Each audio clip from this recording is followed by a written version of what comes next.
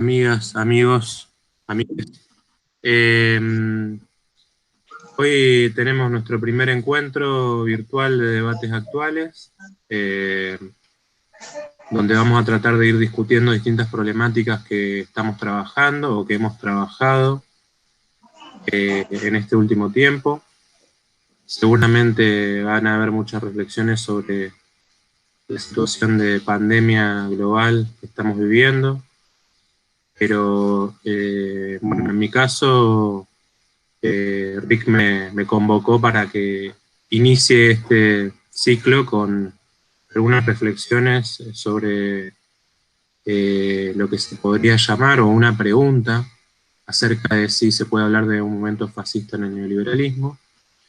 Y eso tiene que ver con cuestiones que estuve laburando el año pasado y que presenté en su momento en la jornada Foucault en noviembre, y que después lo seguí trabajando para un artículo que está en evaluación todavía. Después está desde en diciembre, principio de diciembre, está en evaluación. Ahí lo saludo Emiliano, que está también se compró el ploteado de Amazon para esta ocasión. Emi, te aviso que acabamos de empezar a grabar, así que todo lo que digas será registrado y podrá ser usado en tu contra. ¿Qué tal, amigues? ¿Cómo andan? Y me avisó que estaban grabando, casi desisto de sumarme, pero ahí vamos. No, pero... Mi ploteado tiene a Evita, no sé si la ven, no sé el de Amazon, ¿eh? No se ven los libros, se ve la general. Hola, Sachi. Voy a ampliar la Evita para el próximo ploteado. Está bien. Bueno, entonces estaba un poco haciendo una introducción, contando un poco de qué iba la cosa y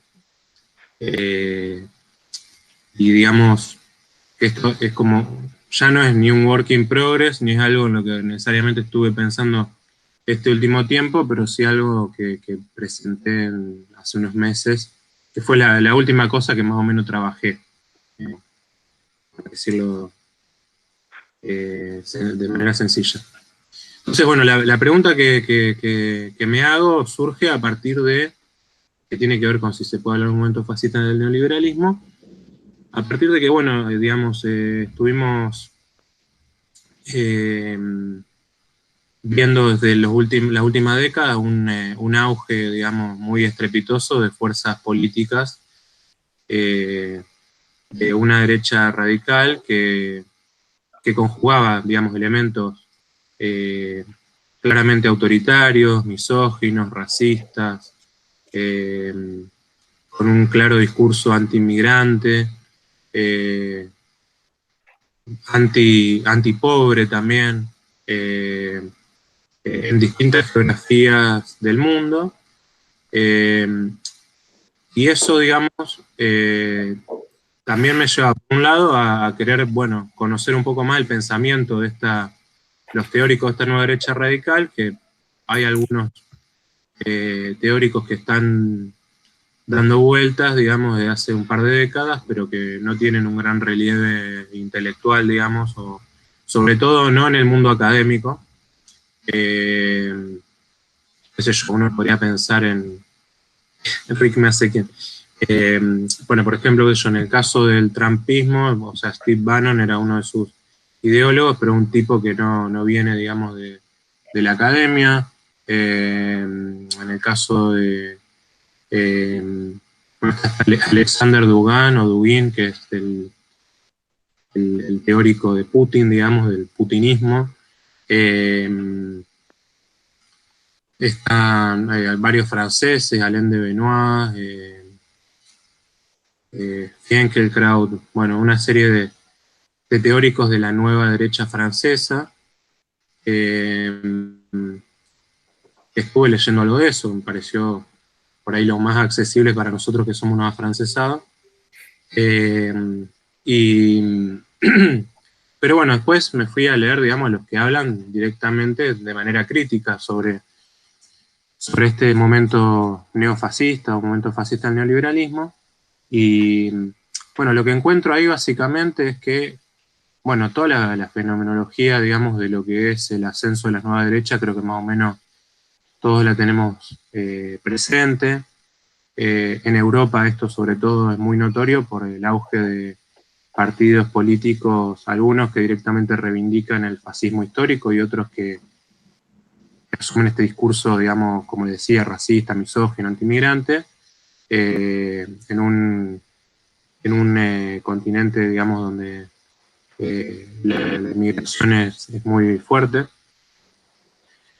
Y bueno, en América Latina, sobre todo, quizá el caso más resonante es el de Bolsonaro, pero ahí es donde también lo que me interesa ver es no solamente marcar como una especie de conjunción entre dos fenómenos que aparentemente no tendrían nada que ver, que una cosa es el devenir autoritario del neoliberalismo y otra cosa el auge de las nuevas derechas, sino que en realidad lo que me parece que hay que pensar es precisamente cómo la propia racionalidad neoliberal contiene elementos autoritarios que habilitan perfectamente esta especie de maridaje con fuerzas políticas de una derecha radical.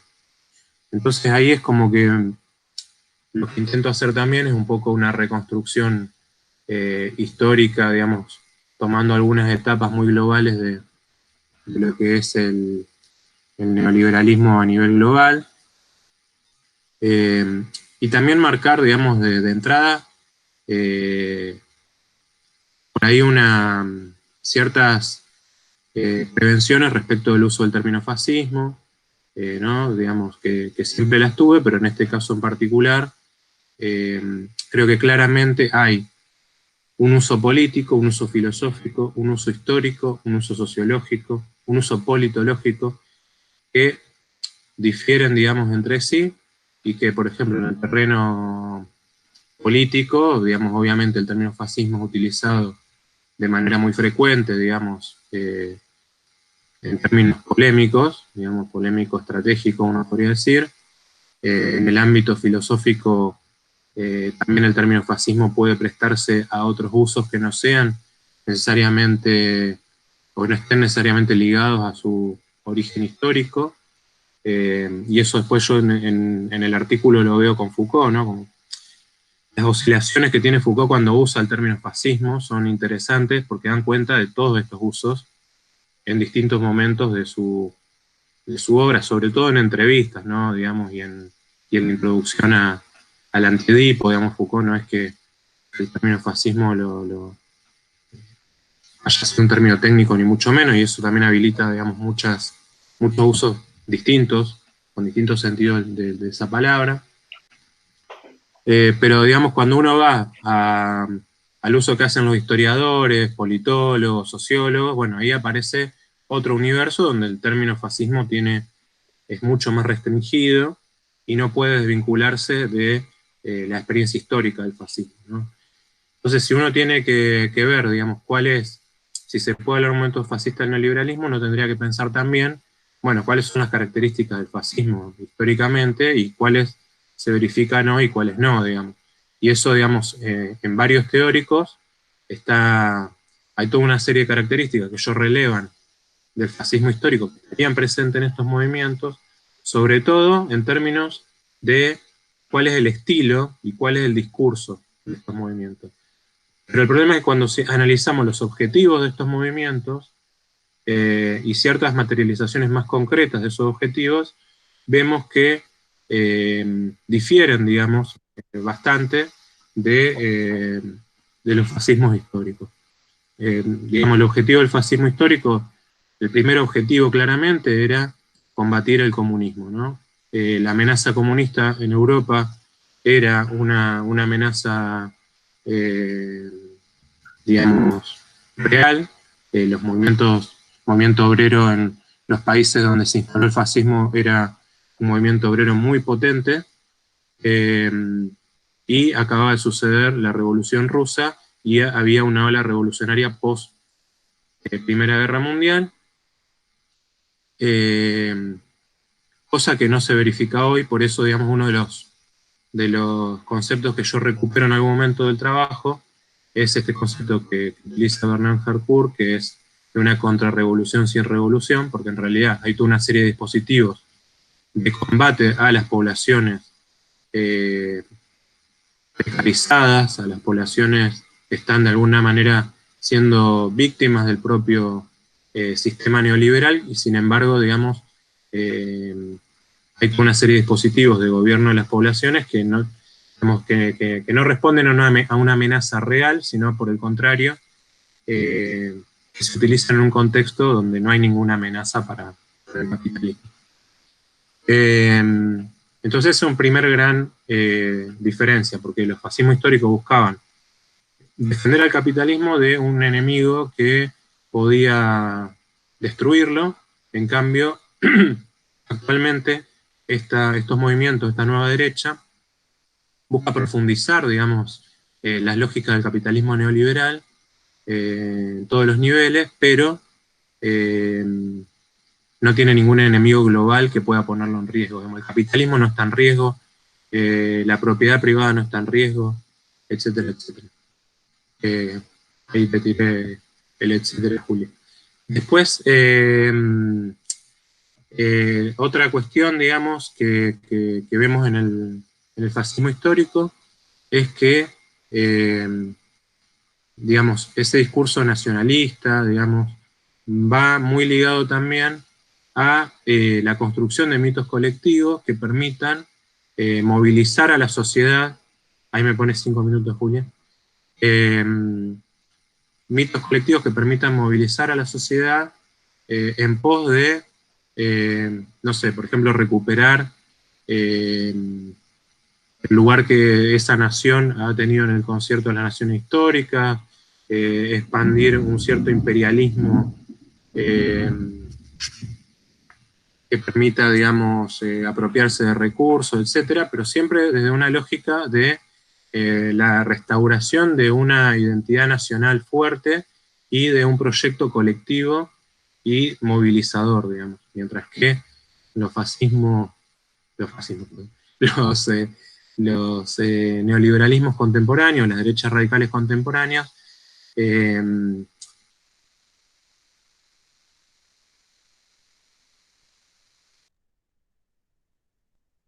de individualizar cada vez más los Mati, comportamientos, perdón, las se te existencias cortó recién. atravesadas Mati, por una ¿me lógica... escuchás?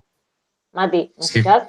Se te cortó un poquito, así que retoma después de la identidad nacional. Que en lo contemporáneo no tienen, ahí se cortó. Bueno, que la derecha radical, digamos, actual, si uno toma los casos, qué sé yo, Bolsonaro, los que más conocemos, ¿no? Bolsonaro, Trump, no sé, Boris Johnson, el UKIP inglés, digamos, todos estos movimientos, incluso Vox en España, bueno, son movimientos que no buscan, digamos, instaurar nuevos mitos colectivos que tiendan hacia la movilización y hacia el engrandecimiento de un nosotros, sino más bien que lo que buscan es profundizar una lógica de la competencia y de la autoempresarialidad, digamos, que ya viene operando desde el comienzo, digamos, del neoliberalismo, incluso, digamos, produciendo, digamos, y incluso produciendo nuevas figuras del enemigo interno, pero donde el objetivo es más bien, digamos, que esa lógica pueda profundizarse, digamos, no están cuestionando para nada al neoliberalismo como racionalidad gubernamental, sino que lo que justamente están haciendo es buscar extender sus alcances. Entonces, eso, digamos, a nivel así muy, digamos, si ustedes quieren, muy sociológico. Por lo tanto, digamos, más allá de que, por ejemplo, me parece muy interesante las críticas que le hace Lazzarato en su último libro a Foucault y, digamos, la crítica que hace a toda la lógica de la gubernamentalidad como opuesta a la lógica de la guerra, digamos, que es algo que con Emi hemos trabajado bastante también las últimas veces que hemos trabajado juntos y cada uno por separado también. Pero bueno, Lazzarato, por ejemplo, es de lo que se decanta por hablar claramente de que hoy asistimos a una nueva forma de fascismo y que la alternativa es fascismo o revolución, digamos. Entonces, Lazzarato claramente se sitúa en una lógica de los años 20, los nuevos años 20, podríamos decir, donde estaríamos frente a esta alternativa que ya se vivió hace un siglo y donde claramente triunfó la alternativa por el fascismo. Lo que me interesa también de lo que plantea Lazzarato es que, bueno, obviamente su afirmación viene de pensar justamente cómo se instauró históricamente el neoliberalismo, sobre todo en América Latina, digamos, mediante una lógica de la guerra claramente antisubversiva primero, bueno, él todo eso lo asocia con el fascismo y asocia con el fascismo el hecho de que los propios teóricos neoliberales hayan apoyado esos procesos y hayan apoyado también incluso, digamos, en pleno momento, digamos, de existencia de los fascismos históricos, hayan dicho, bueno, en realidad los fascistas han salvado a la civilización occidental, por ejemplo, von Mises lo dice claramente, del avance del comunismo. Digamos. Entonces, cuando yo al principio del trabajo incluso ponía esto un poco de que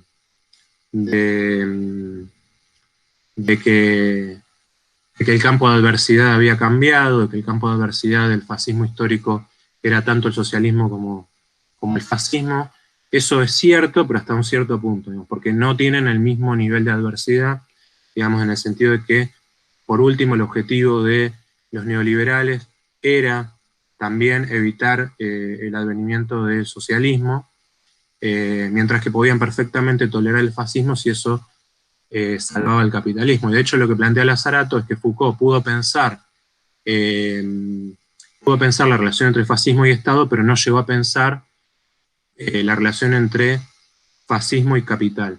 Y que en realidad el fascismo, digamos, sería parte de esa máquina de guerra del capital al que recurre permanentemente cuando se enfrenta a una situación de crisis, ¿no? Pero bueno, digamos, sí, ya lo vi, Juli. Prometo ir concluyendo. Entonces, lo que quería señalar es que, bueno, después yo ahí finalizo, analizando un poco lo que plantea Foucault en distintos momentos de su trabajo. La idea es, por último, Foucault dice, bueno, por un lado el fascismo funciona como un significante flotante, hay que pensar su historicidad específica, porque si no se transforma en una palabra de denuncia y no puede ir más allá de esa lógica de la denuncia, pero por otro lado también habla del fascismo en términos más deleuzianos, digamos, como una forma de relacionarnos, de pensar, de actuar, que habita nuestra cotidianidad, y de ahí la necesidad de pensar una vida no fascista, digamos, pensar justamente el Antiedipo como un libro de ética no fascista. Y bueno, yo, digamos, al final me quedo un poco con eso también, ¿no? Cómo desde un punto de vista histórico, desde el análisis social, el fascismo es un término que hay que usar con mucho cuidado porque es un término muy problemático. Por otro lado, al ser un término cargado de politicidad, no puede ser, digamos, descartado, no podemos renunciar a su uso. Y en términos filosóficos, pensar una vida no fascista permite pensar una vida que no esté sometida a los dictados de esta lógica darwinista, digamos, de la competencia, sino que justamente permita habilitar otras formas de experiencia, otras formas de relación, otras formas de uso de sí, de los cuerpos, otra forma de, en fin, de habitar y de justamente resistir a la forma en la que somos gobernados, ¿no? Pensar otras alternativas, porque creo que por último también lo que Foucault nos permite pensar también es que no ha sido inventada esa otra gubernamentalidad, y entonces en todo caso nos tocaría a nosotros, nuestros contemporáneos, poder inventarla. Y quizás este contexto, digamos, de crisis, nueva crisis ligada a esta pandemia, pueda ser también un momento de pensar otras alternativas. Bueno, fueron los 3 minutos que me marcó Julia, así que le agradezco por haberme escuchado y espero que tengan algún tipo de comentario. Lo vi a Emi que decía, ahí como se enoja Emi con estas cosas. Pero ahora están todos con el micrófono apagado, así que si quieren decir algo, abran los micrófonos. Gracias, Mati. Bueno, coordinadora. Bueno, ¿alguien quiere empezar a preguntarle al compañero Saidel algo para que abramos, digamos, la idea es debatir ahora, ¿no? Mati tiene el poder de réplica y así todo eso. Yo tengo un par de preguntas, pero si quiere arrancar alguno, me voy sumando. Yo personalmente ya lo escuché a Mati y charlé bastante sobre este texto, lo escuché 2 veces, así que creo que conoce, igual las podemos compartir, pero lo vemos, así que mejor escuchar otras intervenciones por mi parte. No, si me permiten un comentario. ¿Querés, Adrián? Sí, Adri estaba dale, ahí dale, intentando. No, pero pido segundos. No. Bueno, si me permitís un comentario como para romper el hielo, un par de cosas que sí hay que como reconocer. Hay como cierto discurso antiprogresista, ¿no? Y pongo como ejemplo los sujetos de enunciación, Agustín Laje y Gloria Álvarez, ¿no? Y esos libros, cómo destruir a progresistas, me parece, tipo, incluso en el título utilizan la palabra destruir, claramente, digamos, ahí invocan cierta denunciación de la guerra. Y es impresionante cómo se ha establecido ese lugar de enunciación, ese discurso sobre destruir al progresismo, y básicamente ponen ahí como contradestinatario o contendiente el comunismo y el socialismo, ¿no? Lo cual a mí lo que me produce es ¿dónde me sitúo como sujeto para...? Porque, bueno, no me veo interpelado, ¿no?, con la crítica al comunismo y al socialismo y a cómo destruir a ese discurso progresista que proponen estos sujetos. Y lo que veo que lo que hay está como claro esa posición fascista de la que habla Mati, que la describí bien, que es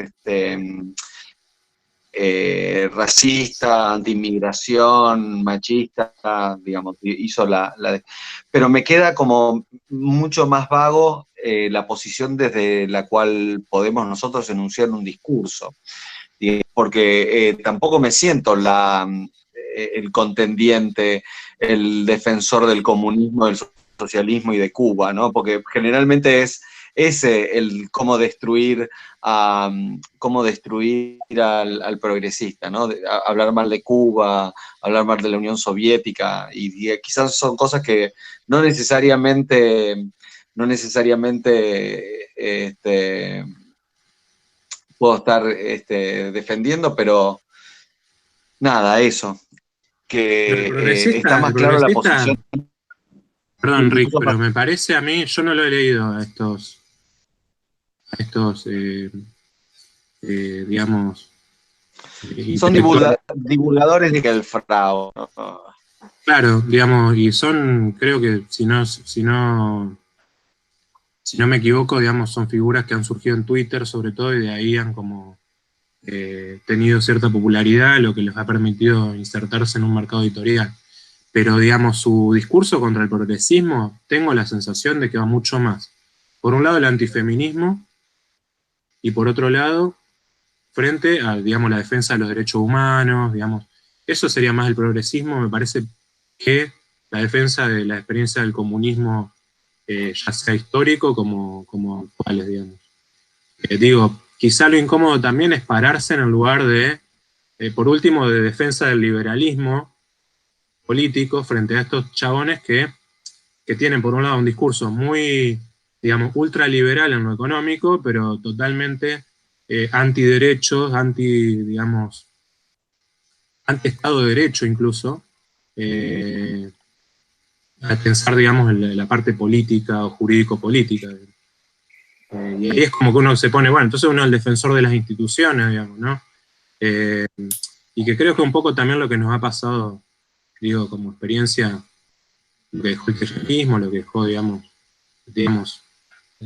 finalmente los más democráticos, los más republicanos, han sido los que son acusados de populistas por sus enemigos, digamos, por sus adversarios.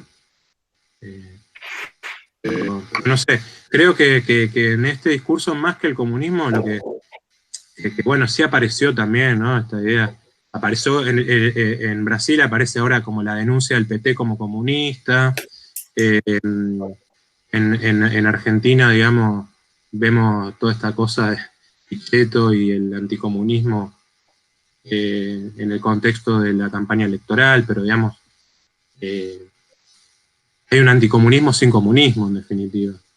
Pero estos chavos me parece que más que anticomunistas son ultraliberales y antiderechos, digamos. Eso es lo que me da la sensación sin realmente conocerlos, ¿no?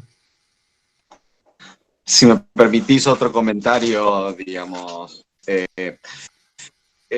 me parece muy interesante tu ejercicio de leer a los nuevos conservadores, ¿no? Yo comencé con El camino a la servidumbre de Hayek, y una cosa que me pareció interesante es que es básicamente el manifiesto del Partido Comunista, pero al revés, ¿no?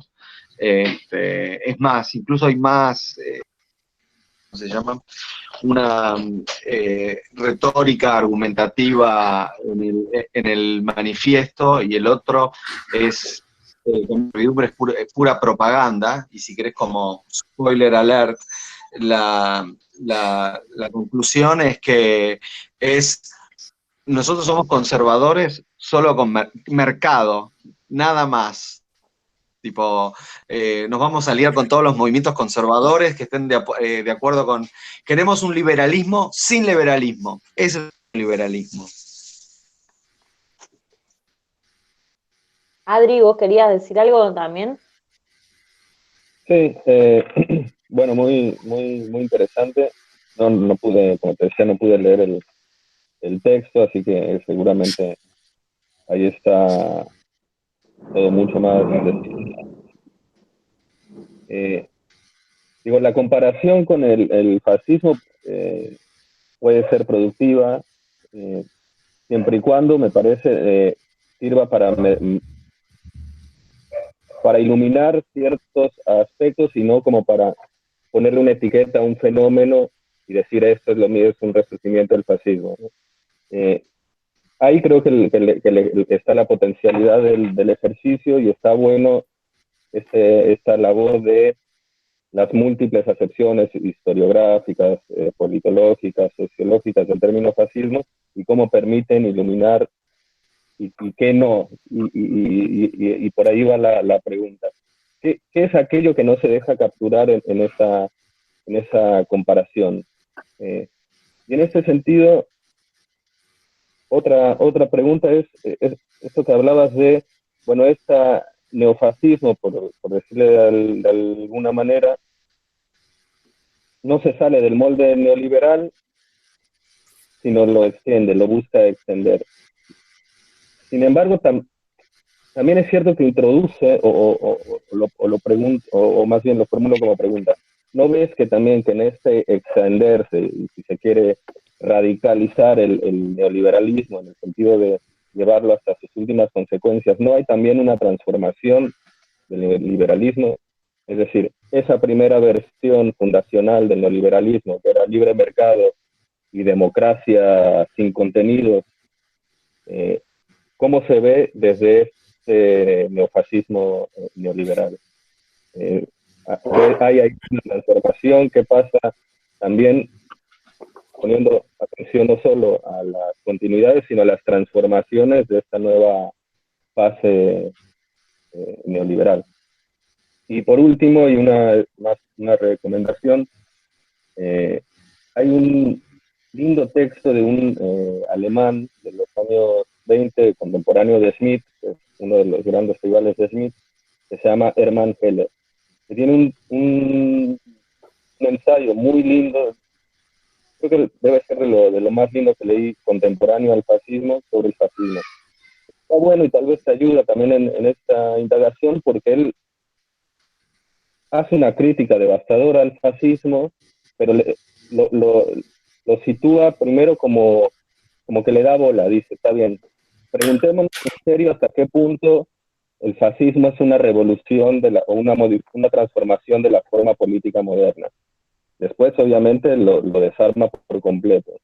Y lo interesante que tal vez a ti te sirva es que finalmente lo relaciona con el positivismo liberal. Es decir, el fascismo porque hay otra dimensión fuerte del fascismo como experiencia, que no solo era anticomunista, sino profundamente antiliberal, ¿no? Es decir, el otro gran blanco del fascismo era superar el Estado de Derecho liberal, la distinción Estado-sociedad,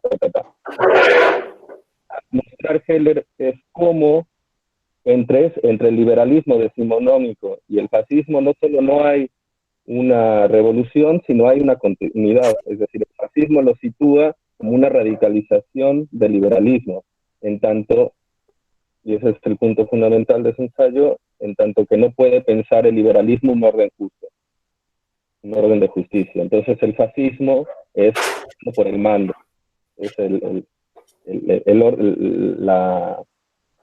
la reivindicación de la fuerza y del mando de cualquier contenido. Y en ese sentido traza un paralelo entre estas dos cuestiones. Esa era más una recomendación porque un poco es este ejercicio de ver lo que aparece como una negación, trazarlo con la continuidad.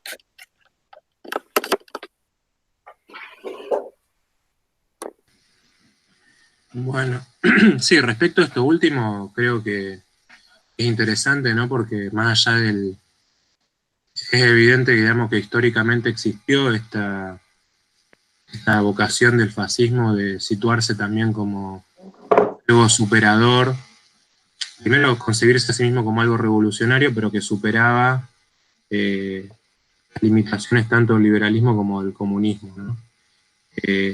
Y a su vez eso no impide mostrar las continuidades, sobre todo ligado a la lógica, digamos, del imperialismo, digamos, con el cual el liberalismo se fundó, ¿no? No hubiese habido liberalismo, no solo sin toda una serie de dispositivos de control que surgieron en Europa, digamos, durante el siglo XVIII y XIX, sino que no hubiese habido liberalismo sin la masacre de los pueblos originarios en América, sin la conquista de África, sin la conquista de Asia, sin, digamos, todo eso que conocemos bien, pero que muchas veces, digamos, hacemos como una historia, ¿no? De los que estudiamos ciencia política, generalmente tenemos como una historia de las ideas, el liberalismo, los teóricos liberales, vemos a Locke, pero nunca nos dicen que Locke era propietario de plantaciones ni que era propietario de esclavos. Entonces, digo, ¿cómo se entiende ahí también la lógica de por qué Locke defiende la propiedad de la forma que la defiende, por qué considera a América como terra nullius, etcétera, etcétera, ¿no? Entonces, ahí hay una continuidad clara y Foucault, por ejemplo, la marca muy claramente. Dice, bueno, en realidad estos dispositivos que nosotros vemos con el estalinismo y el fascismo son dispositivos que vienen de la propia racionalidad política occidental, que ya los había inventado el liberalismo, digamos, no fueron tan originales en ese aspecto, digamos, los fascistas, ¿no? Los fascismos o los totalitarismos, porque ahí, digamos, siempre Foucault habla de stalinismo y fascismo, generalmente, ¿no? O sea, ahí como que asume un poco esta idea del totalitarismo implícitamente. Eso es como primera medida. En segundo lugar, me preguntabas cómo eso, si hay una transformación en el neoliberalismo desde sus orígenes hacia la actualidad. Y yo creo que sí hay grandes transformaciones, primero porque el neoliberalismo cuando surge inicialmente es un discurso, es una teoría, digamos, sin implementación política real durante 40 años, ¿no? O sea, durante 40 años ellos van haciendo un trabajo de conquista de los espacios institucionales, intelectuales, académicos, etcétera, pero no hay experiencia, digamos, salvo el ordoliberalismo alemán, que, digamos, casualmente o no casualmente, tiene lugar en un contexto de devastación absoluta del territorio alemán, ¿no? Un contexto de un país devastado que es reconstruido a partir de la economía, y que de alguna manera, digamos, cuando pensamos en los orígenes violentos de las políticas neoliberales, tampoco hay que olvidar esa experiencia, porque así como en Chile se necesitó, digamos, arrasar con el movimiento obrero para poder implementar las políticas neoliberales, también en Alemania el ordoliberalismo, que si bien es una versión del neoliberalismo, digamos, no asimilable al de la escuela de Chicago, digamos, sí, sin embargo, digamos, se da en un contexto de necesidad de reconstrucción de un Estado a partir del mercado, ¿no? Eso, por ejemplo, incluso Foucault lo marca muy bien. Sin embargo, digamos, bueno, todo eso va mutando históricamente y quizá el gran problema con Foucault es que él habla, digamos, de todas estas teorías en el año 79, cuando en el mismo momento que él está diciendo esto, el capitalismo está cambiando hacia una lógica de la financiarización, digamos, y por otro lado están teniendo los golpes de Estado en América Latina, que han sido los primeros laboratorios del neoliberalismo en el mundo, y que se dan claramente en un contexto de guerra contra las poblaciones, digamos. Entonces, el discurso, digamos, de la gubernamentalidad como algo alternativo a la lógica belicista del poder, digamos, que había pensado ante Foucault, claramente queda desmentida en ese mismo momento que Foucault está produciendo teorías sobre el neoliberalismo, y por eso, digamos, la primera etapa del neoliberalismo, por ejemplo, yo ahí tomo a William Davis, que es un sociólogo inglés, bastante joven, que me parece bastante claro, digamos, en este sentido, cuando él dice, bueno, la primera etapa es un neoliberalismo combativo. Él toma la experiencia de Thatcher y Reagan, digamos, pero, digamos, el primer objetivo del neoliberalismo en su implementación política fue destruir cualquier alternativa política al capitalismo, ¿no? Y pensemos que cuando asumen Thatcher y Reagan, digamos, la Unión Soviética todavía está ahí, digamos, todavía pujante, fines de los 70, principios de los 80. Nadie pensaba que la Unión Soviética se terminaba en 10 años. Y claramente, digamos, hay un combate al movimiento obrero que se da sobre todo en las políticas antisindicales, la represión, fuerte represión antiobrera, las políticas monetaristas, digamos, antiinflacionarias, que lo que hacen es producir unas altas tasas de desempleo, el congelamiento de los salarios, las primeras experiencias de reducción de las prestaciones sociales del estado de bienestar. Todas esas medidas apuntan de alguna manera a destruir al movimiento obrero, que es lo que hicieron en América Latina las dictaduras militares también. Siempre con Emi citamos un texto que leíamos en la facu, que es muy bueno, digamos, porque además se escribió en el año 83, creo, por ahí, 84, que es Los hilos sociales del poder, 84, de Juan Villarreal, que es lo que dice, bueno, por último, el objetivo de la dictadura era a una sociedad que era homogénea por abajo y heterogénea por arriba, bueno, hacerla heterogénea por abajo y homogénea por arriba, o sea, dispersar, digamos, todas las luchas obreras que existían en la Argentina, por ejemplo, que era muy potente, descentralizar todo el movimiento obrero y, por otro lado, crear una élite más unificada. ¿Y qué va a ser este elemento unificador? Van a ser las finanzas, digamos. O sea, la financiarización ha llevado a esta unificación por arriba de las élites y a una serie de dispositivos de control, como la deuda, por ejemplo, que operan hasta el nivel más micro, y que hoy siguen operando, digamos, y que sobre todo después de la crisis del 2008 se volvieron mucho más pregnantes, digamos. Y ahí justamente, porque este Davis lo que hace, bueno, primero él sitúa como en los años 80 este neoliberalismo combativo, que una vez que cae la Unión Soviética, aparece como un neoliberalismo hegemónico, un neoliberalismo normativo, dice él, porque toda esta lógica que describió Foucault en los años, fines de los años 70, y de las que hablaban muchos teóricos neoliberales, se empiezan a implementar toda esta lógica meritocrática, la evaluación permanente, digamos, tiene su momento de auge y de cierto éxito con esta tercera vía que surge en los años 90, y que son los que van a llevar, digamos, con un discurso que pretendía, de alguna manera, rescatar lo mejor de la tradición liberal y lo mejor de la tradición socialdemócrata, llevaron a una profundización absoluta de la financiarización y de todas las lógicas del neoliberalismo, tal como nosotros siempre lo estudiamos, ¿no? La competencia, la empresa, etc.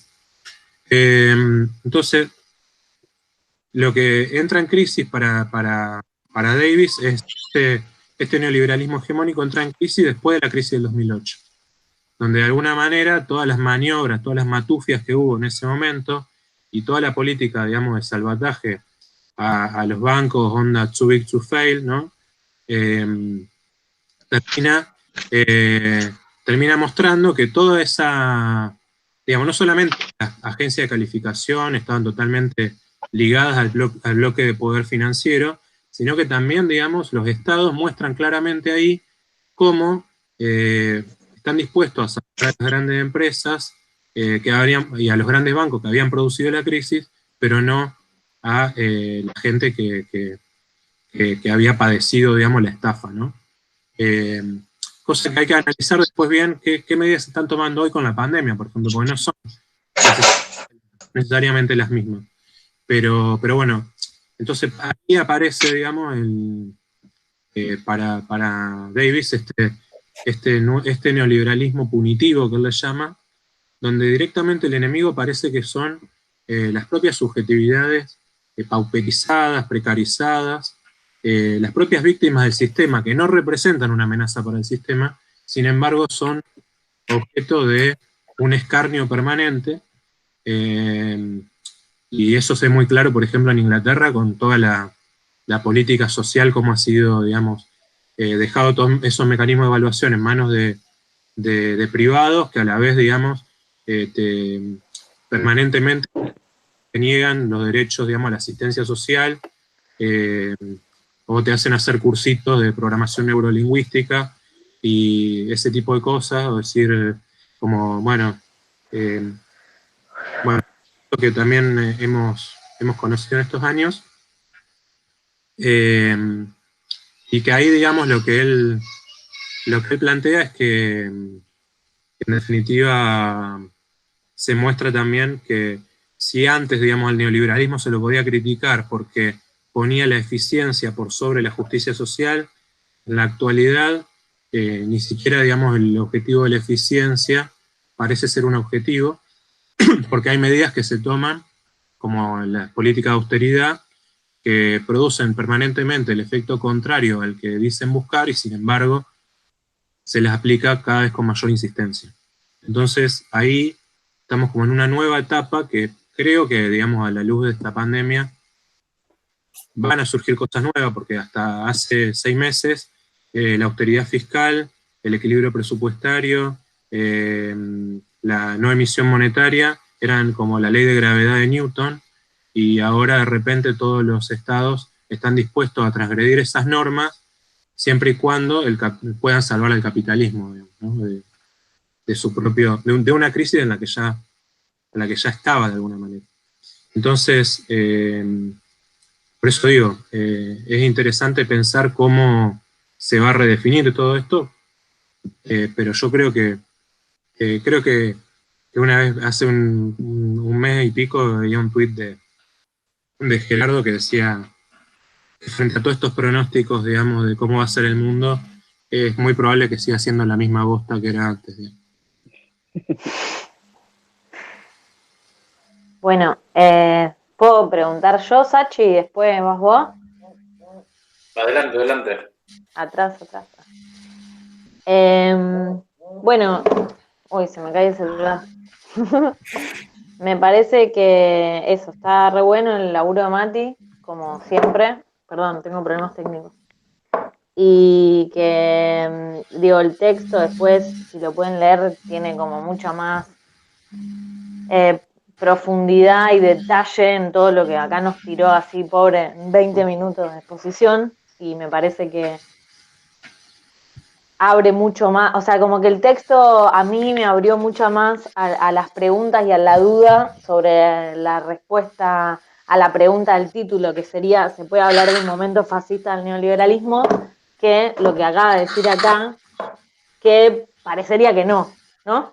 O sea, a mí me quedó como esa sensación, escuchándote digo, bueno, entonces no se puede, está diciendo, y en el texto hay mucha más ambigüedad, es mucho más poroso el análisis, digamos.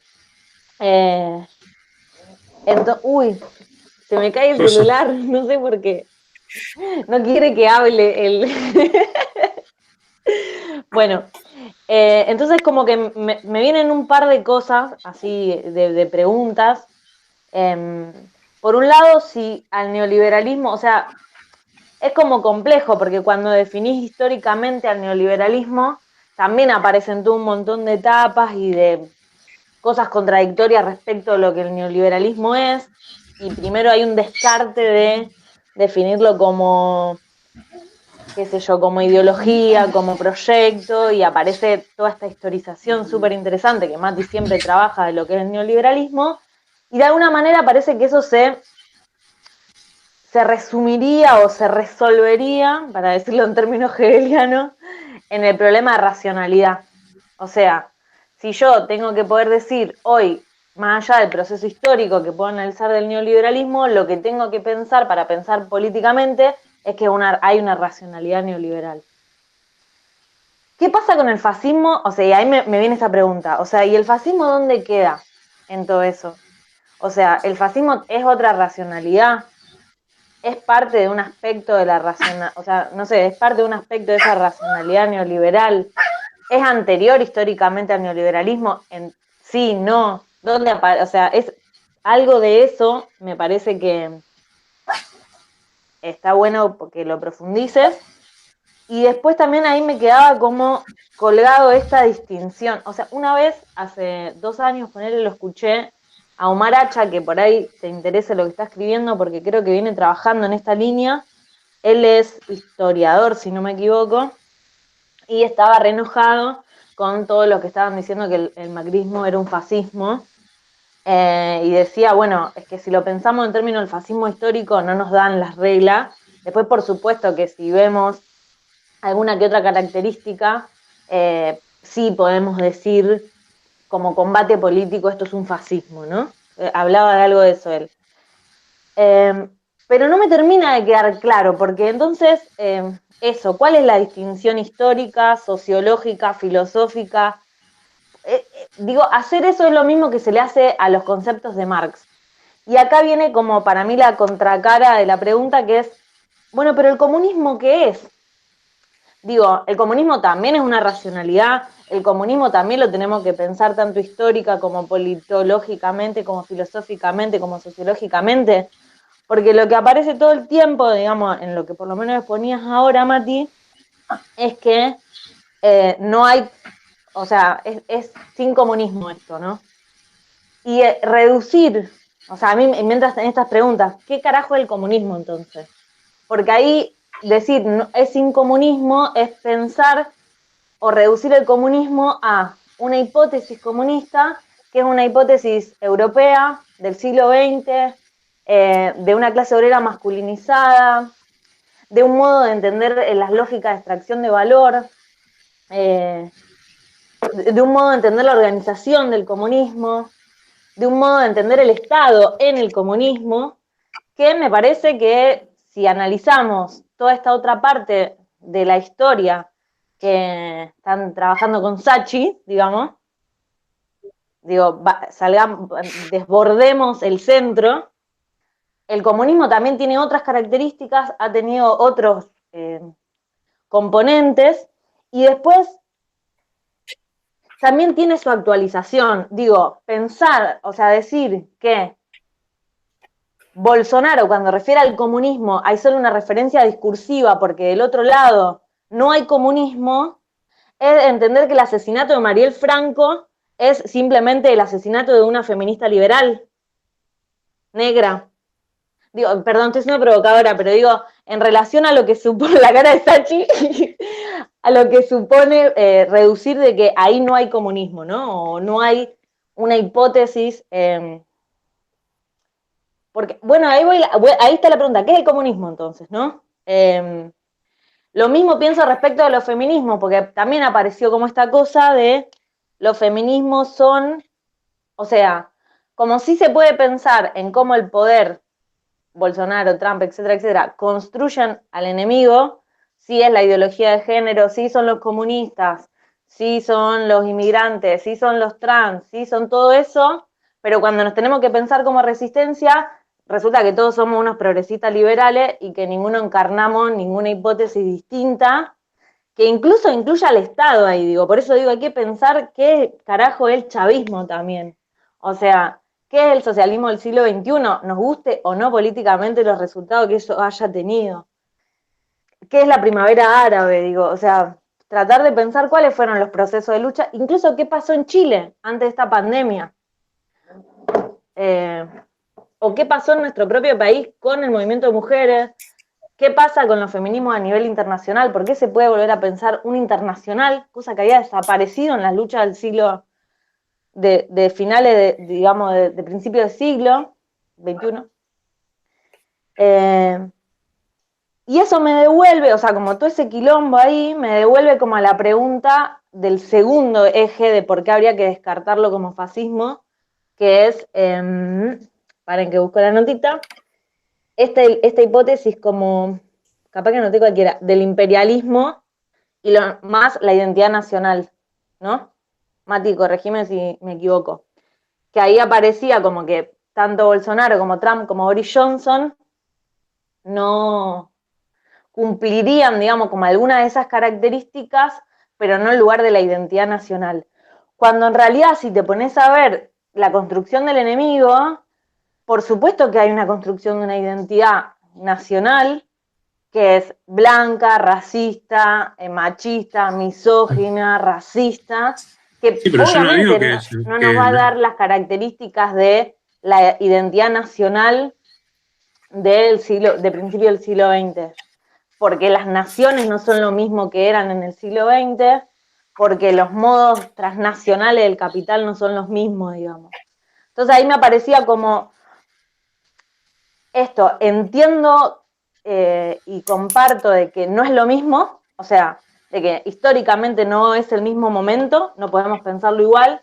Sin embargo, los dos argumentos que aparecen para descartar la hipótesis histórica, que eran combatir al comunismo y este imperialismo que se apropie de los recursos y esa identidad nacional fuerte, bueno, me son más complejas, más porosas en cómo poder pensar esa actualización. Y además después pensaba esto, el proceso de pandemia, si lo pensamos desde ahí, de alguna manera agudizó esos discursos. No se fueron para otro lado, como que los podemos ver más a flor de piel y ya. Bueno, primero, creo que no estoy de acuerdo con la reconstrucción que hiciste de mi argumento, o sea, sí, porque tengo que decir sí estoy de acuerdo con lo último que dijiste, pero me parece que no le hace justicia a lo que intenté decir antes. Sí creo, la pregunta por ser siempre es problemática. Si me preguntas qué es el fascismo, qué es el comunismo, qué es el neoliberalismo, ¿qué te puedo decir? Por eso lo que trato de hacer es historizar, porque no puedo responderte qué es, ¿no? Si no, capaz que Badiou puede decir algo de eso, yo no puedo decirlo. Digamos, entonces, esa es la primera cuestión. Segundo, vos decís, ¿qué es el comunismo? Bueno, una de las definiciones es, podría ser el movimiento real que abole el presente estado de cosas, ¿no?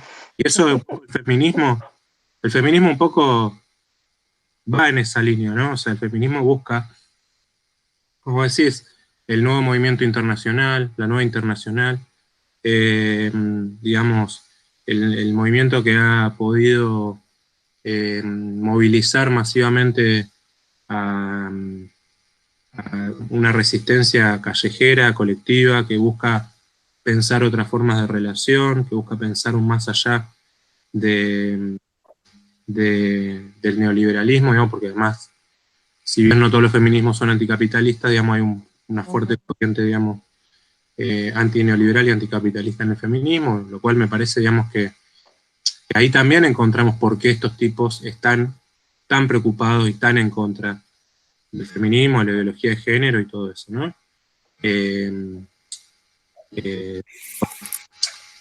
¿Por qué también hay una vuelta, digamos, por qué la religión en muchos casos, como en Brasil, por ejemplo, o vimos recientemente en Bolivia, vuelve a ocupar ese lugar, digamos, la cruz y la espada, ¿no? O sea, como los nuevos conquistadores. Todo eso, digamos, lo estamos viendo, pero digamos, para mí hay algo ahí también de cómo se piensan a sí mismos esos movimientos y cómo se nombran a sí mismos. O sea, si yo no me llamo a mí mismo comunista, tampoco, por eso digo, si vos me decís, bueno, el anticomunismo se justifica en la medida en que esos movimientos son los que pueden poner en cuestión el orden de cosas establecido, bueno, sí. Pero digamos, que esos movimientos asuman como tarea propia instaurar una sociedad comunista, no sé si es tan claro. Por lo menos yo no lo veo, pero quizás me equivoco, digamos. Entonces ahí me parece también hay que ver no solamente, digamos, que el comunismo en términos objetivos, como este movimiento real, sino también que el comunismo en términos subjetivos. Como, bueno, ¿cuál es la alternativa que yo estoy planteando, o me estoy planteando? Entonces, bueno, por ejemplo, yo en lo que he elaborado, una de las hipótesis capitalistas es esta de los comunes, que hoy, digamos, está en crisis también claramente, digamos, y que ha sido en gran medida reabsorbida por el propio sistema capitalista, digamos. Pero bueno, también fue una de las hipótesis que hoy está en crisis, digamos. Entonces, creo que hoy no es tan claro como eran los años hace un siglo, que existe un movimiento con una ideología global alternativa, con su reciente triunfo, digamos, en una revolución como fue la Revolución Rusa, digamos. O sea, creo que la gran diferencia es que los alemanes, digamos, de derecha, en los años 20 estaban realmente asustados. De hecho, habían tenido la revolución espartaquista, digamos, de Rosa Luxemburgo, etc. Estaban realmente asustados de que se venía una revolución comunista en Alemania. Yo no creo que Trump piense, ni Bolsonaro piense realmente que estamos a las puertas de una revolución comunista, ni en Brasil, ni en Estados Unidos, ni en Inglaterra, ni en Europa. Creo que no lo piensan de esa manera. Creo que el discurso, digamos, sí, obviamente que está en la cuestión del feminismo que les hace mucho problema porque buscan reforzar. Si puedo intervenir cuando termine. Sí, pero sí hay otros, digamos, está el discurso antiinmigrante, está, digamos, todo ese racismo, está, digamos, todo ese combate al feminismo, que son también discursos que legitiman una subordinación de determinados sectores de la población que están, digamos, ahí para ser explotados, digamos, ¿no? Entonces, bueno, el cuerpo de las mujeres, el cuerpo del migrante, el cuerpo de color, está, digamos, disponible para la explotación o para la exclusión. pero digamos, creo que ahí sí hay una diferencia en cuanto a que, digo, por eso también, digamos, los tipos de esto tampoco están pensando en la necesidad de abolir las elecciones, abolir el sistema de partido, o sea, dejemos que, digamos, funcione, digamos,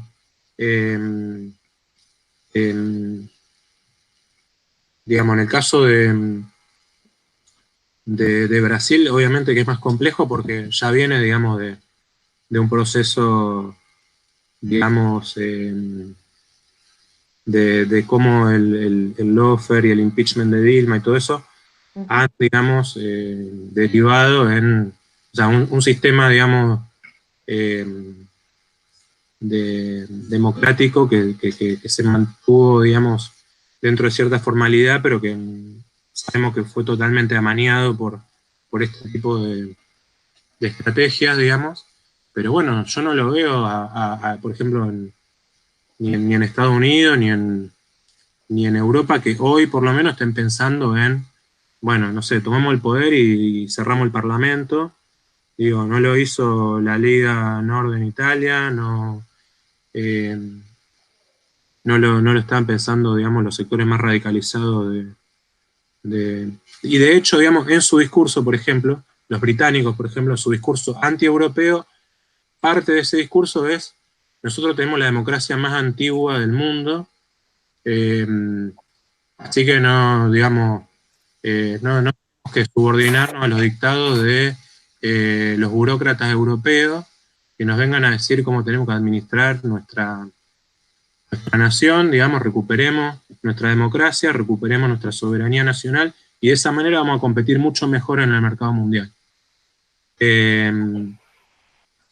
Entonces, bueno, nada, creo que justamente, digamos, y eso es lo interesante de la historia, digamos, porque si uno historiza también puede ver los matices y puede ver las diferencias. O sea, por ahí nosotros venimos de un discurso, en mi caso, muchas veces un discurso muy teórico, filosófico, político, donde estos matices muchas veces se pierden de vista y lo que está bueno es también hacer dialogar esto con la historia, con la sociología, me parece, y ver ahí los matices y poder pensar la especificidad histórica del momento en el que estamos viviendo, más allá de que políticamente podamos denunciar a Bolsonaro como fascista, digamos, pero digamos, Bolsonaro es un fascista, pero que le deja la economía en manos de Guedes, ¿entendés? O sea, no estamos hablando de un tipo que busca establecer un estado corporativo, que de ahí viene la idea del fascio, ¿no? El fascismo viene de ahí, etimológicamente, ¿no? Entonces, bueno, no quiero ser como pesado con esto, pero me parece como que ahí hay que matizar y por lo menos del lado tanto de cuál es la resistencia, como del lado de que no es la misma que hace un siglo, ni de cuál es lo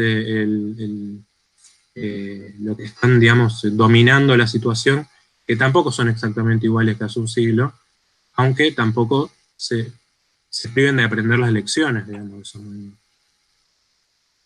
Digo, de hecho, en la genealogía del Trump, digamos, yo hablaba de Steve Bannon, pero uno puede hablar de los paleoconservadores y paleolibertarios en Estados Unidos, que los paleolibertarios explícitamente estudian, digamos, en los años 80 y principios de los 90 las tácticas digamos,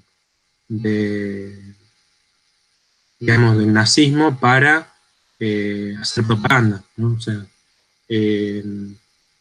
entonces, digamos, no es que no se tomen elementos, que no haya elementos en común, pero digo, me parece que el objetivo global es distinto. Por lo menos así lo veo, decía Guillermo Nimo. Tenía algunos comentarios, pero también creo que lo respondió un poco Mati ahora al final. ¿Querías hablar vos, Rick? No, por favor, anda adelante, Emi. Algunos van un poco en el mismo sentido que Julia.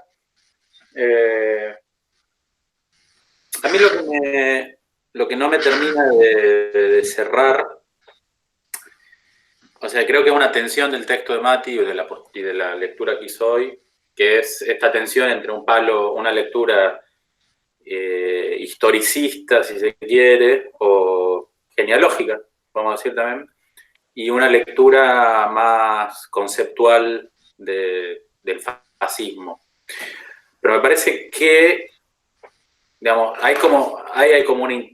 eso provoca interferencias también, porque el otro concepto que aparece ahí es neoliberalismo, ¿no? Entonces también la lectura del neoliberalismo es genealógica, es más conceptual, o se cruzan en lo conceptual, en lo genealógico se desarticulan, digamos, me parece que ahí hay un juego. No sé, cuando decís, por ejemplo, no sé, y también pienso, quizá lo interesante de poder hacer esa doble lectura genealógica es después producir conceptos. O sea, producir un concepto de cuál es el neoliberalismo en nuestro tiempo, cuál es el fascismo de nuestro tiempo. Porque, sin duda, si uno dice, bueno, no, históricamente este fascismo, o esto que podría, o esto que hoy se habla como fascismo, hoy se dice fascismo, o neofascismo, etcétera, no supone un mito colectivo, movilizaciones colectivas.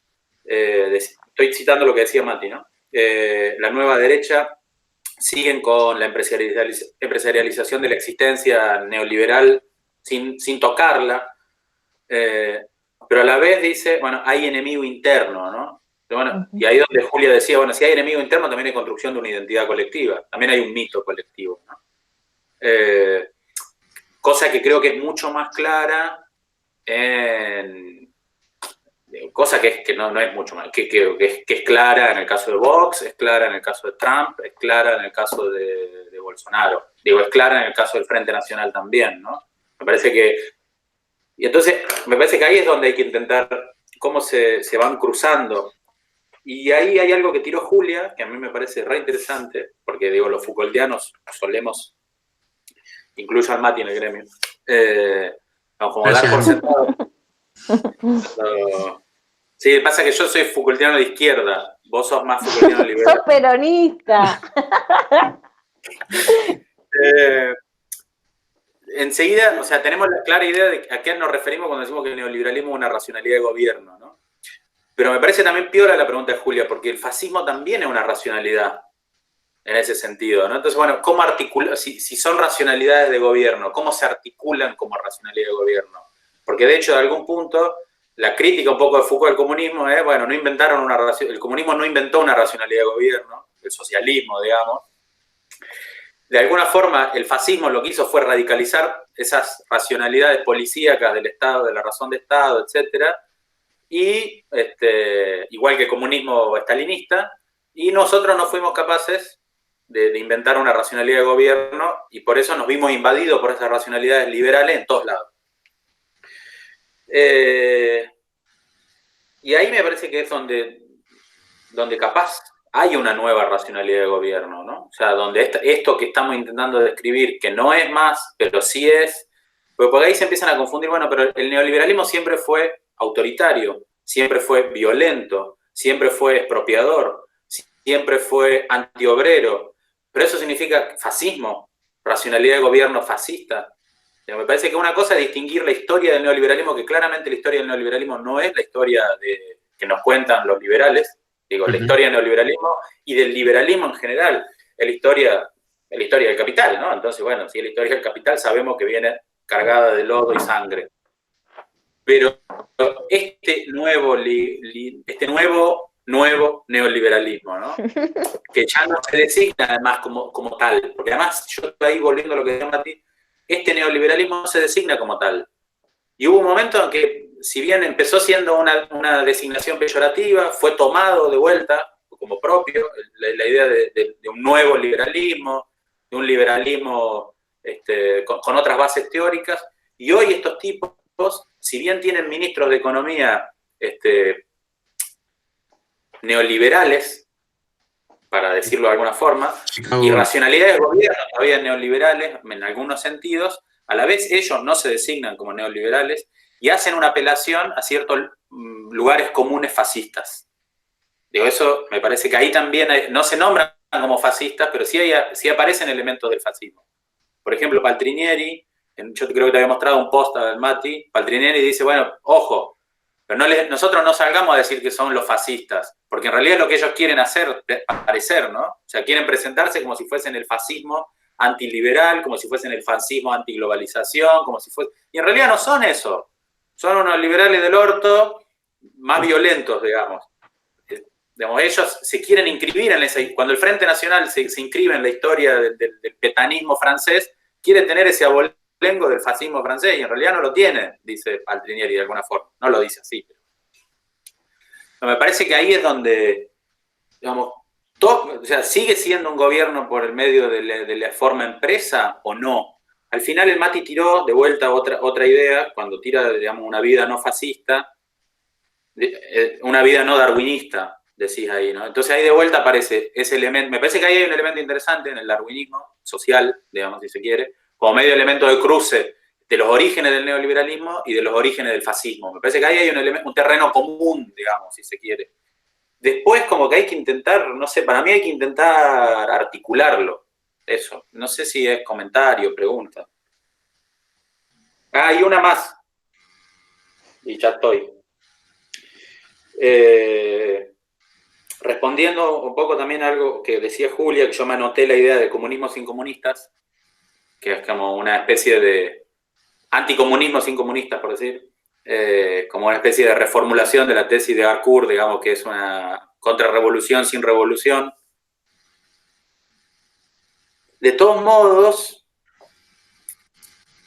que por ejemplo el dispositivo pandemia, claramente un ejemplo de contrarrevolución sin revolución, ¿no? O sea, estamos todos en este régimen, este régimen que es la metodología de la escuela francesa para combatir la subversión, ¿no? O sea, la cuarentena, antes que un dispositivo, en el siglo XX por lo menos, antes que un dispositivo médico, es un dispositivo de guerra colonial.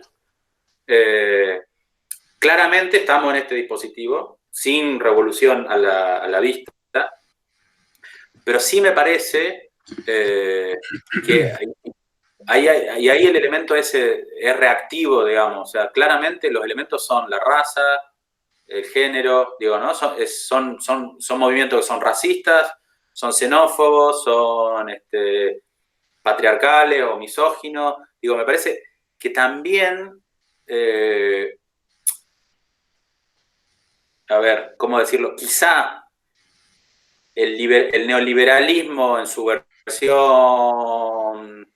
fin del siglo XX estaba siendo incapaz de gobernar esa fuerza, ¿no? También me parece que por eso, en ese sentido, quizá no hay revolución a la vista, pero sí había un desborde de las prácticas de gobierno liberales que llevan a esta radicalización neofascista, ¿no? Digo, ¿por qué matan a una negra mujer? ¿Por qué Mariel Franco? ¿Por qué no otro, ¿no? Digo, ahí lo que dice Julia es interesante. Yo no le llamaría tampoco eso comunismo como Julia, a nada.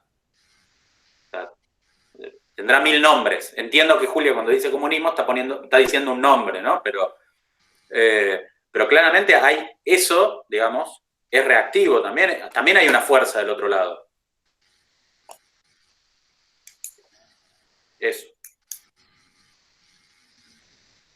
Bueno, sí, muy interesante, Emi. Me gustó además ese cruce, digamos, genealógico que no lo había pensado claramente entre el liberalismo y o sea, cómo el darwinismo social se termina transformando en el elemento articulador de tanto, digamos, el racismo biologicista, que está muy presente en los fascismos, y con, digamos, el competencialismo neoliberal. Creo que nunca los sentí enunciado tan claramente como recién. Y bueno, del resto, sí, me parece que son todas cosas que tendría que pensarlas. Lo mismo que lo que dice Julia, digamos, si es una racionalidad política o no, el fascismo.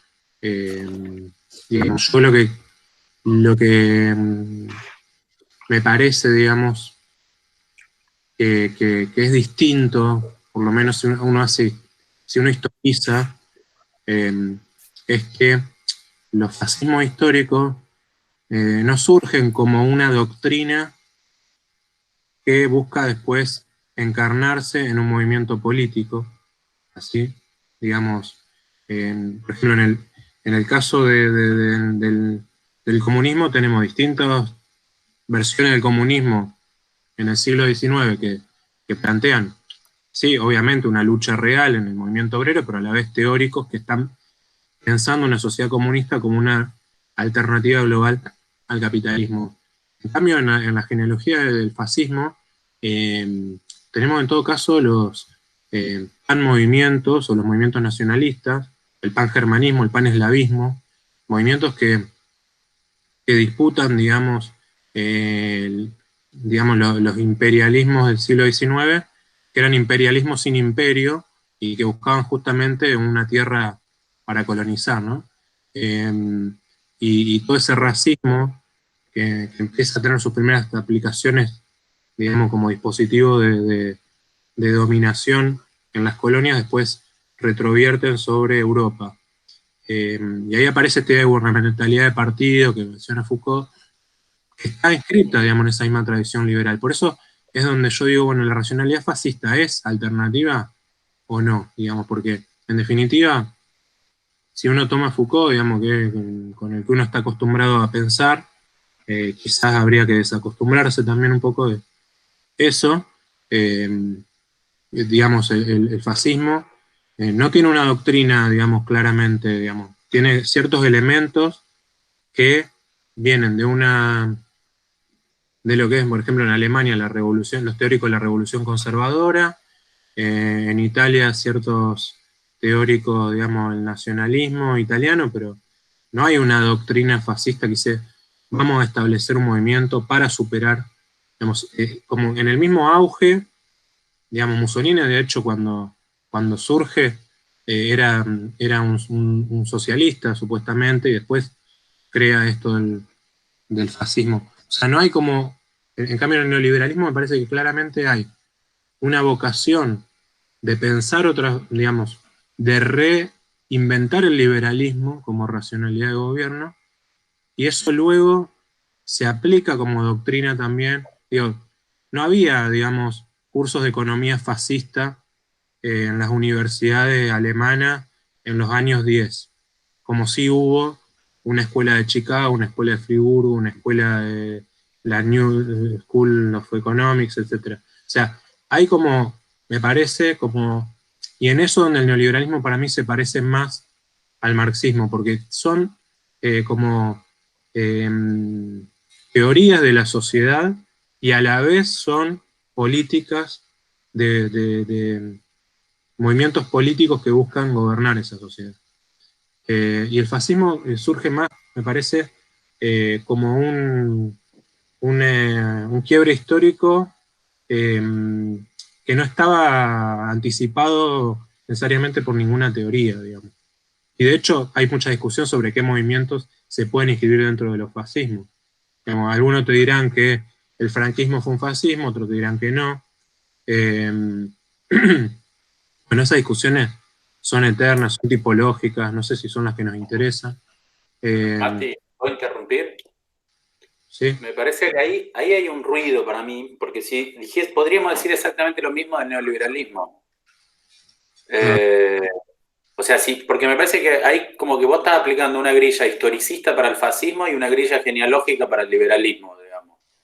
Porque lo mismo, bueno, ¿qué? Entonces, ¿quién era neoliberal? ¿Era neoliberal el kirchnerismo o era neoliberal Menem o era neoliberal la dictadura? Y eran neoliberales todos, podemos decir, de formas muy distintas, o no, ¿no? Me parece que ahí es donde la mirada historicista lleva a esa disgregación. Franco y Mussolini claramente no son lo mismo, pero quizá en términos de racionalidad de gobierno o en términos genealógicos podríamos decir claramente hay ciertas afinidades, digamos.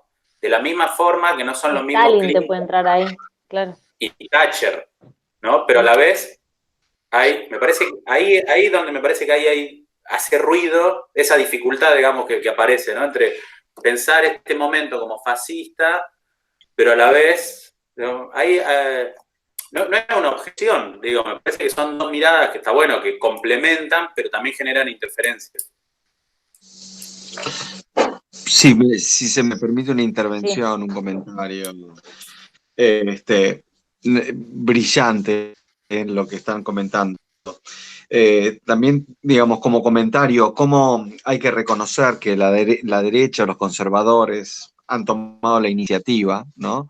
Si el marxismo fue una vanguardia política, estética o lo que fuera en el siglo XX, en el siglo XXI el neoliberalismo se ha vuelto una de las vanguardias intelectuales o políticas, ¿no? Que lleva una vanguardia, una delantera, y que incluso ha incorporado muchas estrategias de la izquierda. Vemos en Estados Unidos, por ejemplo, la derecha militando con, si querés, estilo mixto, ¿no? Pero haciendo todo un movimiento de grassroots mucho más vinculado a la izquierda, incluso al populismo, que lo vemos en Estados Unidos y en Europa, que son movimientos que tienen una militancia, ¿no? De derecha, y que esto es como, incluso está claro que esto se hace como enfrentando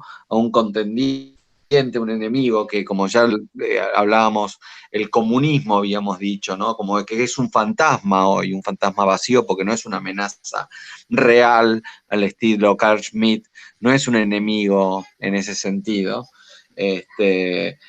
Pero sí claramente esto configura unas condiciones de enunciación de un discurso político donde se polarizan, ¿no? Extremos que quizás no existen, o por lo menos en relación a, vos incluso lo decías, la amenaza de la revolución, ¿no? La revolución a secas, ¿no? Que no existe. Y que la pregunta de cómo es configurado esas condiciones de enunciación, cómo decir nosotros un sujeto alternativo en este esquema, ¿no? ¿Qué posibilidades de enunciar otra posición política que no sea ni fascista ni comunista?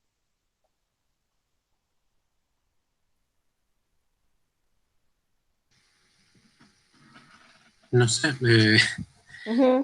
Por ejemplo, acá en Argentina ahora mismo tenemos como un discurso muy socialdemócrata, digamos.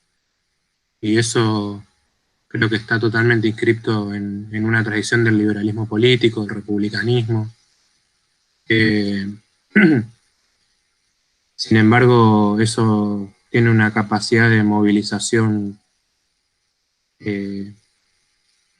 bastante importante también, digamos, y no pasa, no, digamos, no sé, lo que yo no veo en esta pregunta es, digamos, más allá del feminismo, como que lo que ha demostrado en los últimos años como capacidad de movilización y de pensar una alternativa política, pero bueno, justamente, digamos, en parte también la novedad de lo que hace difícil de pensarlo con los esquemas tradicionales es que este movimiento no se plantea constituir un partido, no se plantea, digamos, con esa lógica de la vanguardia con la que se pensaban quizás los movimientos a fines del siglo XIX o principios del siglo XX, y entonces es como mucho menos previsible para dónde, digamos, qué es lo que va a terminar surgiendo de ahí, digamos, porque hay como conquistas permanentes de derechos, digamos, que son producto de esas luchas, pero a la vez no sé hasta qué punto se plantean como una alternativa, o mismo dentro del movimiento feminista hay quienes piensan que el feminismo tiene que plantear una alternativa global y quienes piensan que no, que tienen que estar, digamos, realizar conquistas de derechos que obviamente son muy valiosas, digamos, y que me parece que sería una estupidez como plantear una especie de dicotomía reforma. Dicotomía. No tiene sentido. Bueno. A mí sí me parece algo piola de la pregunta de Rick, que es la misma que hizo antes y que creo que también es la misma que hace Julia. que Rick preguntó, bueno, ¿desde dónde hablamos? ¿Desde dónde, o sea, cuál es nuestra posición? ¿Es la progresista? ¿Es la... Julia dice, es comunista. O sea, la posición de Julia creo que es esa, ¿no? Es otra forma de comunismo, otro de sus sí, más que mi posición era o sea, contestarle a lo que dice Mati. Mati dice, porque es sin comunismo. Bueno, entonces vamos a analizar el comunismo, digamos, más allá de lo que yo piense o no piense, que puedo pensar un montón de cosas al respecto. Pero digo, para mí es un problema que lo tiene el propio texto. ¿Se entiende? No es lo que a mí me gustaría ir a discutir. Pero te das cuenta en qué nos tienen arrinconados a nosotros en esta discusión de cómo le contestamos. Y una cosa que me parece muy interesante son, por ejemplo, los discursos de los ministros de Bolsonaro, los ministros de Educación, que son clases sobre la escuela de Frankfurt, ¿no? Son clases de Althusser, no sé si alguno tuvo la chance de verlo. Entonces, como para contestarle, en realidad tenés que decir, no, en realidad Adorno está diciendo otra cosa.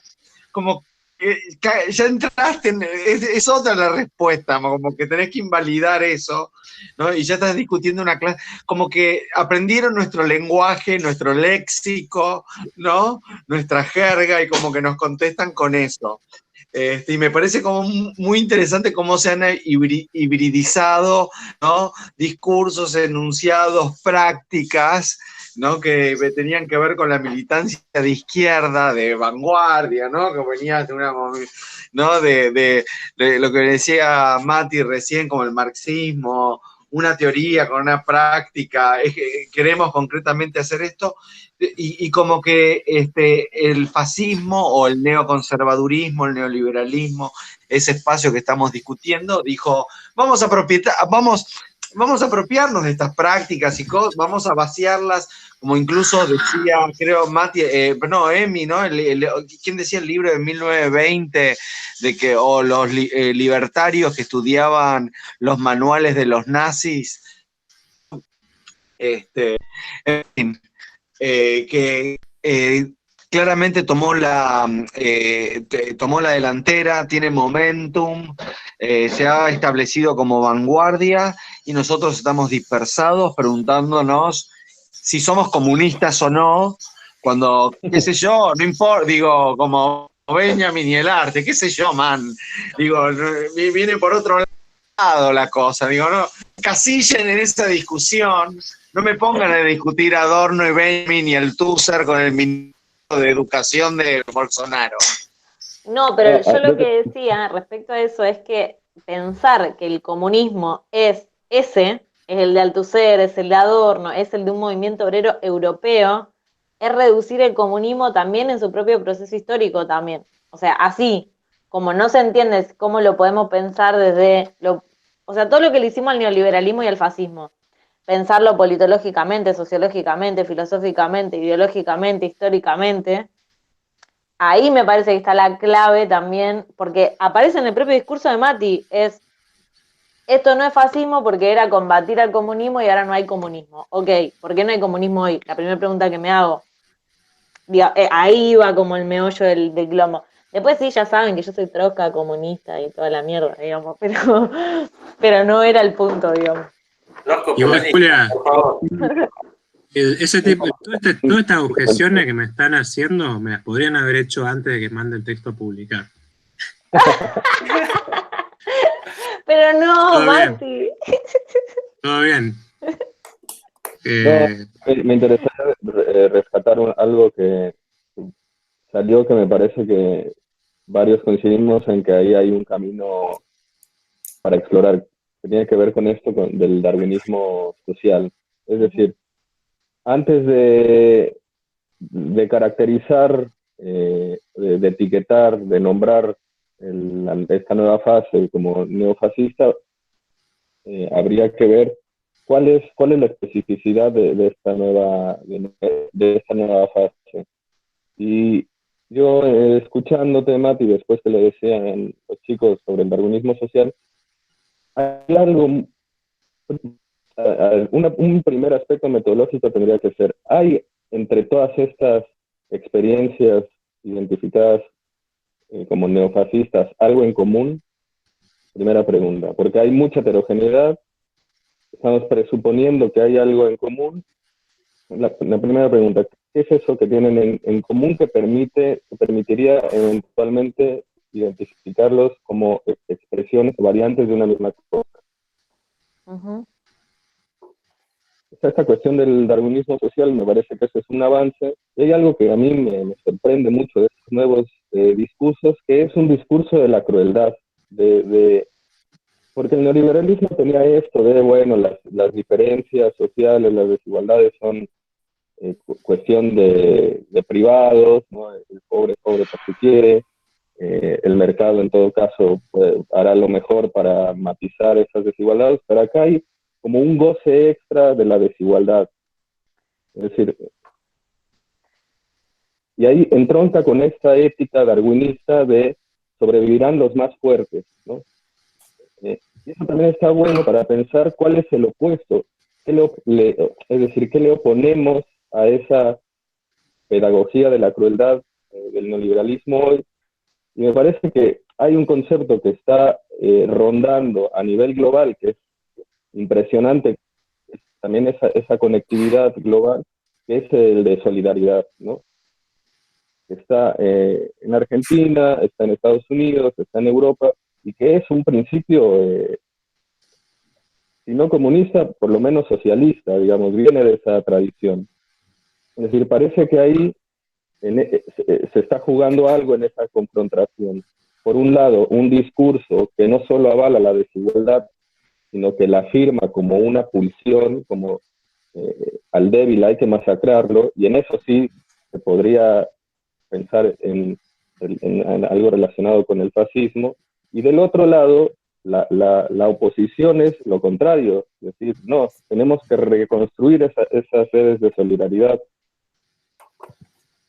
Entonces, nada, Yo, justo Adri, iba a poner algo en el chat para no olvidarme. A mí me parece, bueno, re interesante eso, pensar cuál es el elemento común o el mínimo denominador común, que no sé si, si quedó tan claro en mi exposición, creo que en el texto trato como también de ir viendo, pero tampoco es que en un punto digo, bueno, este es el mínimo denominador común de estos movimientos, digamos.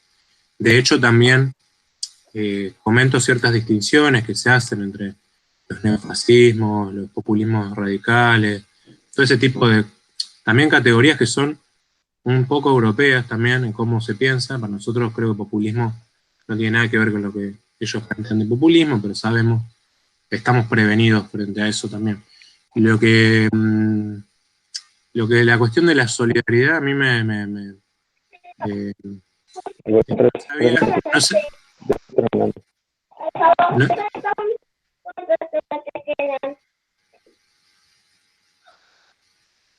bueno. Una revuelta solidaria, Adrián, me parece. Mal. Bueno, nada, iba a decir que para mí lo de la cuestión de la solidaridad también puede tener como varias interpretaciones, varias salidas, porque la solidaridad, digo, de la misma manera que el discurso, digamos, digamos que si en la Revolución Francesa había 3 consignas, ¿no? Libertad, igualdad, fraternidad, los liberales se hicieron cargo principalmente de pensar la libertad, los comunistas de la igualdad, y la fraternidad quedó medio huérfana, pero fue la fraternidad nacionalista por último. Y machista, Mati. Sí, bueno, y la lógica de la solidaridad tiene eso también, que se presta, la solidaridad se presta, digamos, a una interpretación socialista y se presta también a una interpretación, me parece, la solidaridad solamente con los que son iguales a mí, digamos. Entonces, digo, qué sé yo, por algo se habla de solidaridad a la vez que se cierran todas las fronteras para decir, mi sistema de salud pública no va a andar atendiendo a extranjeros en una pandemia, digamos, entonces la solidaridad, sí, digamos, ¿con quiénes? Bueno. O sea, sí, una solidaridad. En la pandemia reda para pensar el proceso de solidaridad y de fascistización de lo social en términos de esa solidaridad. que aceptamos un discurso de la guerra contra un enemigo invisible como si nos están cuidando, y sé que si salgo a comprar leche el vecino me puede denunciar también, digamos. Entonces, No sé. es como... Chicos, pero me toca. No, sí, a todos nos toca. Estamos hace 2 horas ya, son las 8. Sí. Bueno, no, muy bueno. Gracias por gracias a usted también por haberme soportado. Y bueno, la próxima los dardos te caerán a vos, Adrián. Así que, pero bueno, no, digo, me hubiese gustado incluso tener esta conversación hace unos meses atrás, cuando yo estaba mucho más metido en el tema y además escribiendo, pero y bueno, está bueno. Ok, lo tenés ahora. Ya que quede el todo gracias al fascismo pandémico. Claro, te tocó ahora, Mati, bancá la mecha. Lamento que haya tenido que venir la pandemia para que incorporar estas prácticas, que la tecnología ya estaba disponible, pero se impuso por otras razones pero podríamos claramente poner actividades como esto, una vez cada 15 días, o por lo menos ahora hagamos por un tiempo todos los lunes, ¿te parece? Hasta que evacuemos todas las presentaciones, pero establecer una actividad como esta.